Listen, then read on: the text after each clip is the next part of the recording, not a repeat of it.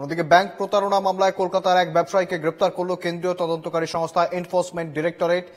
ধৃত ওই ব্যবসায়ীর নাম হরিশ বাগলা। যশোর রোডের একটি অভিজাত আবাসন থেকে তাকে গ্রেপ্তার করা হয়। ধৃত এই ব্যবসায়ীর বিরুদ্ধে প্রায় 190 কোটি টাকা তছরূপের অভিযোগ ওঠে, আর তারপরেই তদন্তে নামে ইডি।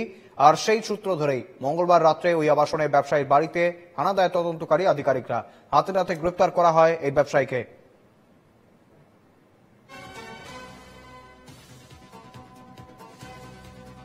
সঙ্গে রয়েছেন প্রতিনিধি শান্তনু ব্যানার্জি। শান্তনু, কার্যত যশোর রোডের একটি অভিজাত আবাসনে ইডি হানা এবং বর্তমানে গ্রেপ্তার হয়েছে এক ব্যবসায়ী। কি কি অভিযোগ রয়েছে তার বিরুদ্ধে, মূলত কি কারণে এই অভিযান?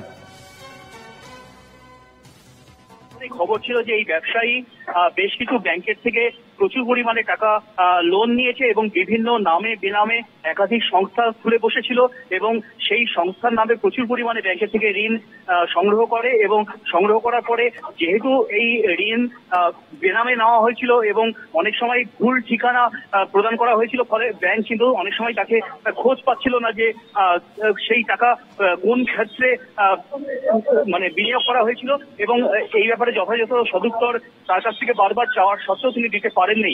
এমত অবস্থায় কালকে রাত্রেবেলা গভীর রাত্রে ইডি তার এই নাগের বাজারের অদূরে যে এক অভিজাত আবাসন, সেখানে ব্যবসায়ী থাকতেন এবং সেখানে হানা দেয় এবং হানা দিয়ে সেই ব্যবসায়ীকে গ্রেপ্তার করে। গ্রেপ্তার করে তাকে আজকে আদালতে তোলা হবে এবং পুলিশ তাকে হেফাজতে চাইবে। তাকে জেরা করে চেষ্টা করা হবে যে এই যে বিপুল পরিমাণ ঋণ তিনি গ্রহণ করেছেন এবং তা সেই টাকা কোথায় গেল। তিনি কোনো ব্যবসায় তা বিনিয়োগ করেননি সেটা মোটামুটি স্পষ্ট, কারণ যে সংস্থাগুলোর নামে তিনি টাকা সংগ্রহ করেছিলেন সেই সংস্থাগুলোর অধিকাংশ অস্তিত্ব নেই, থাকলেও অন্তত যে ঠিকানা দেখিয়ে তিনি ঋণ সংগ্রহ করেছেন সেই ঠিকানায় তার অস্তিত্ব নেই। এই পরিস্থিতিতে এই যে বিপুল পরিমাণ টাকা সরকারি ব্যাংকের থেকে গ্রহণ করা হয়েছে এবং সেই টাকা তিনি কোথায় রেখেছেন এবং কোথায় সেই টাকার হদিশ পাওয়ার জন্য তাকে জেরা করা হবে এবং জেরা করে সেই টাকার সন্ধান করার চেষ্টা করা হবে, এমনটা জানা যাচ্ছে ইডি সূত্রে।